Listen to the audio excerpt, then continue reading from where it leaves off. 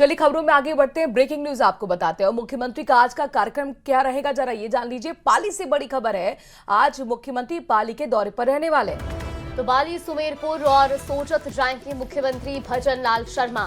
CM भजन लाल आज कई कार्यक्रमों में शिरकत भी करेंगे। इसके साथ ही आपको बता दें कि वो बाली के चामुंडेरी गांव में सोनी परिवार द्वारा तैयार करवाए स्कूल का उद्घाटन करेंगे। तो सुमेरपुर के नेत्रा गांव में मीरा माधव मंदिर की प्राण प्रतिष्ठा समारोह और सोजत के बिलावास में कृष्ण मंदिर प्राण प्रतिष्ठा समारोह में भी शिरकत करेंगे।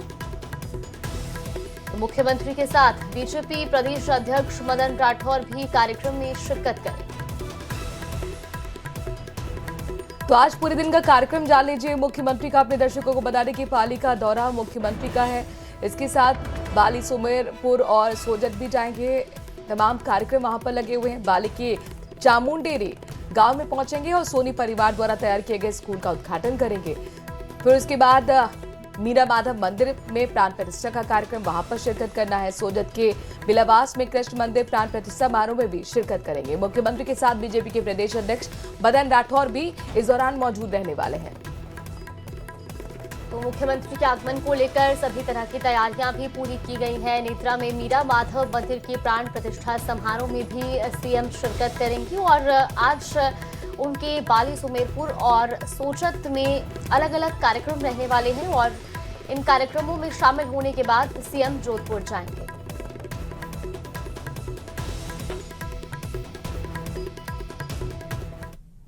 वहीं 5वें खेलो इंडिया यूनिवर्सिटी गेम्स 2025 की शुरुआत सोमवार शाम राजधानी जयपुर के सवाई मानसिंह स्टेडियम में भव्य ओपनिंग सेरेमनी के साथ हुई है। और कार्यक्रम के मुख्य अतिथि केंद्रीय मंत्री डॉक्टर मनसुख मांडविया रहे।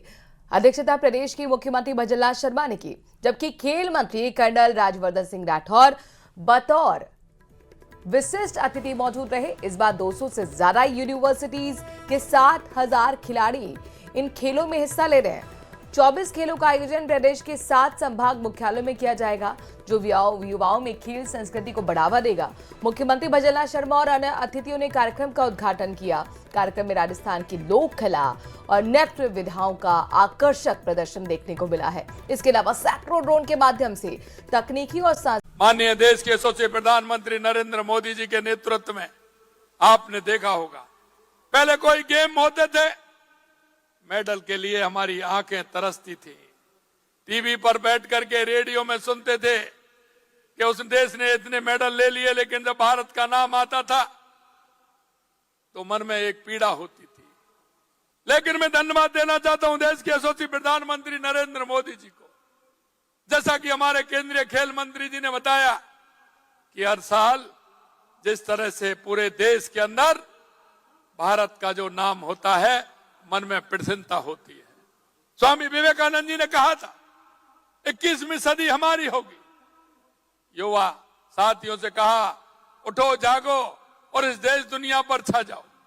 हमें पता है कि हमारा युवा जब आगे बढ़ता है तो हमारा देश आगे बढ़ता है।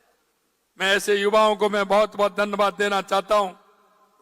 मैं मेरे युवा साथियों, यह प्रतियोगिता केवल एक खेल नहीं, बल्कि आपके सपनों की उड़ान की शुरुआत है।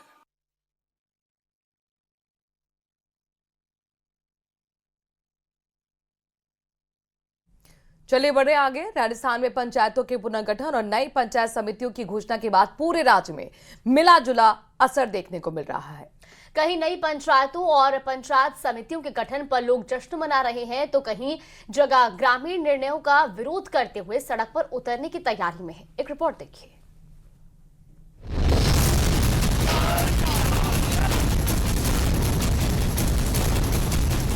पंचायत पुनर्गठन पर हंगामा, कहीं जश्न, कहीं धरना प्रदर्शन, कहीं दी गई आंदोलन की चेतावनी।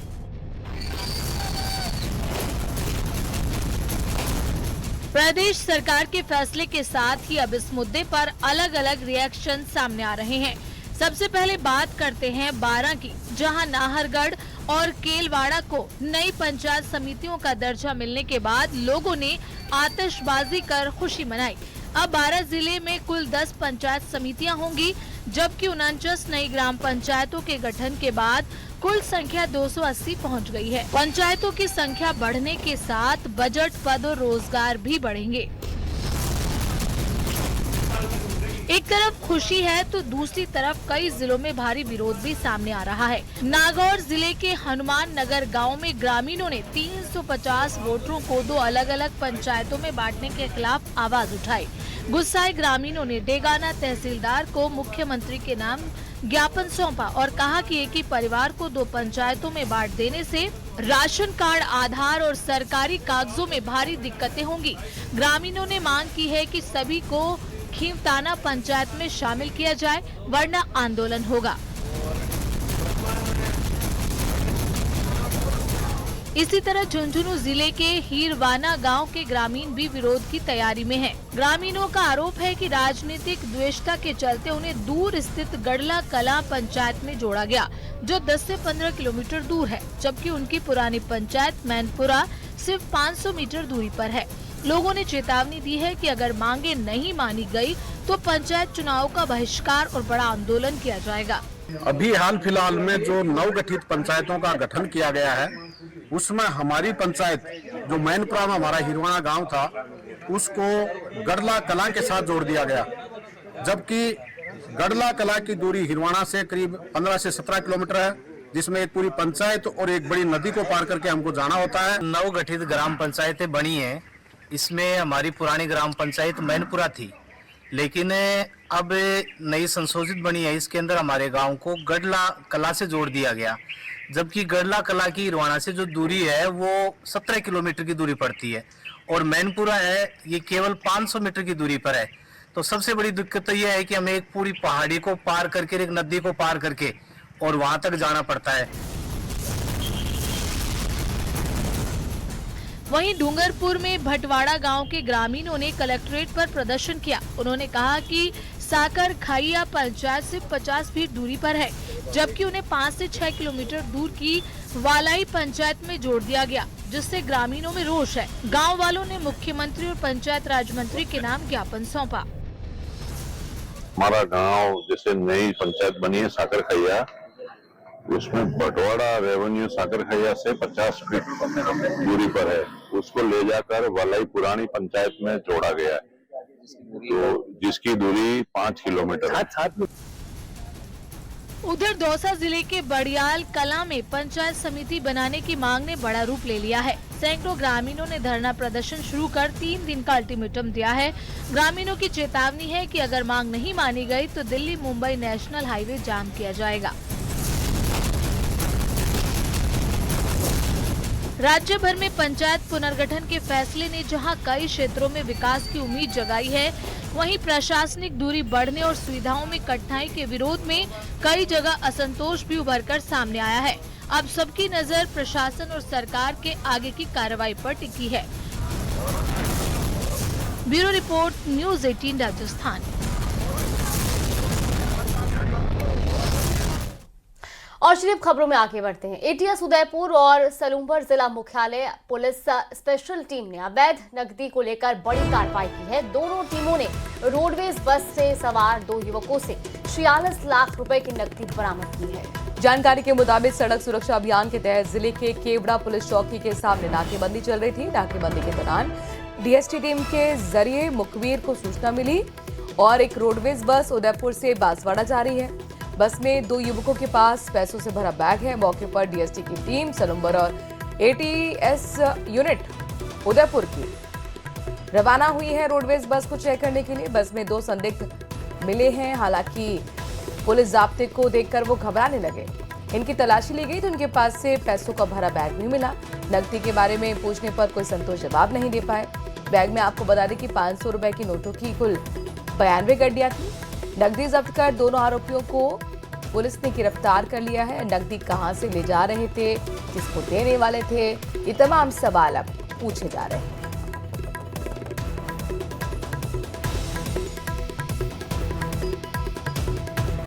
के एक जायरीन ने नशीला खाना खिलाकर रेप का मामला दर्ज कराया है। पीड़िता ने एक होटल के कर्मचारियों पर खाना खिलाने के नाम पर नशीले पदार्थ मिलाकर रेप का आरोप लगाते हुए शिकायत दर्ज कराई।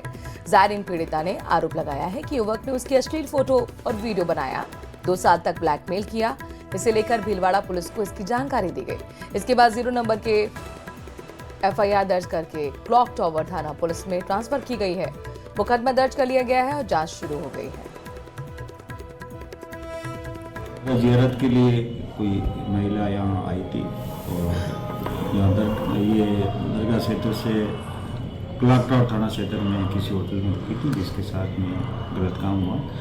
0 FIR हमें प्राप्त हुई है, उसके आधार पर मुकदमा दर्ज किया गया। आगे का खबर कोटपुतली से आपको बताते हैं। बहरोड से जहां पर विधायक जसवंत यादव को गोली मारने की धमकी देने का वीडियो वायरल हो रहा है और पानी की समस्या को लेकर भड़के कुछ युवकों ने न सिर्फ विधायक को बल्कि उनके बेटे और सरपंच संघ अध्यक्ष को भी खुली चुनौती दे डाली।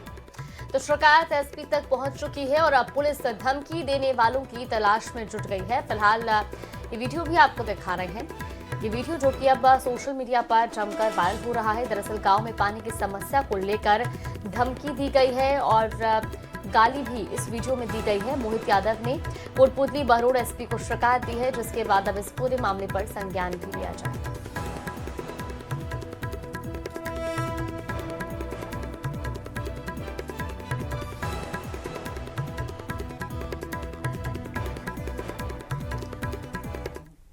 वहीं DAP खाद के बाद अब यूरिया खाद की किल्लत से किसान परेशान है। कहीं स्टॉक नहीं है तो जहां यूरिया खाद का स्टॉक है वो भरपूर नहीं है।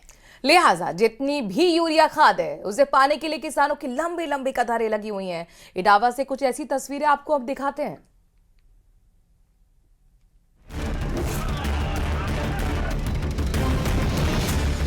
लंबी लंबी कतार, परेशान किसान, हालात वही, यूरिया खाद नहीं।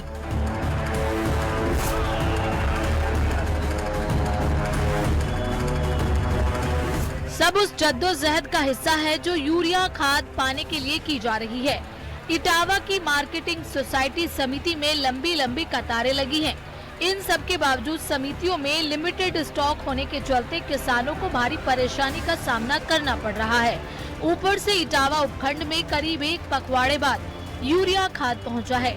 लिहाजा सुबह से लाइन में लगे इन किसानों में महिला किसान भी शामिल हैं, जो बाकी काम छोड़ यूरिया खाद की लाइन में लगने को मजबूर हैं।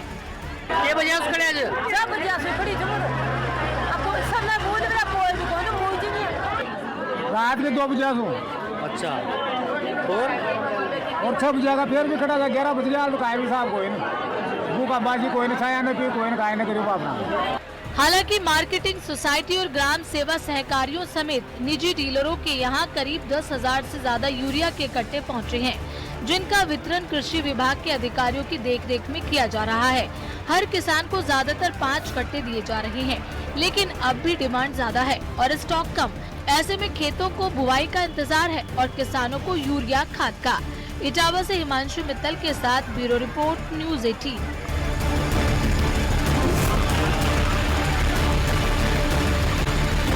अगली खबर आपको टोंक से बताते हैं, जहां पर निवाई के सरकारी अस्पताल में डॉक्टर और मरीजों के परिजन आमने सामने हो गए।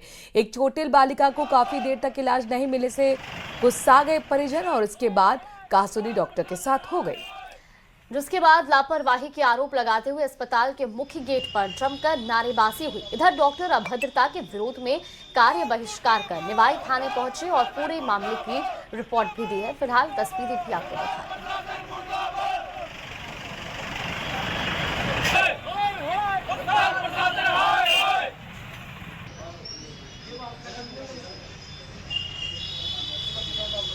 तो एक तरफ जहां परिजन लापरवाही का आरोप लगा रहे हैं डॉक्टर्स पर, देरी से इलाज के आरोप लगाए गए हैं, तो वहीं दूसरी ओर डॉक्टर्स ने भी अभद्रता के आरोप लगाते हुए इस पूरे मामले में रिपोर्ट भी दर्ज कराई है। अभद्रता से नाराज डॉक्टरों ने कार्य बहिष्कार किया है। कुछ तस्वीरें भी आपको दिखा रहे हैं। परिजनों का कहना है कि लापरवाही हुई है और इसीलिए जो है उनके वहां पर नारेबाजी की गई। हालांकि इस पूरे प्रकरण को लेकर डॉक्टर थाने पहुंचे और अभद्रता के आरोप लगाए हैं। रिपोर्ट भी दर्ज कराई गई है।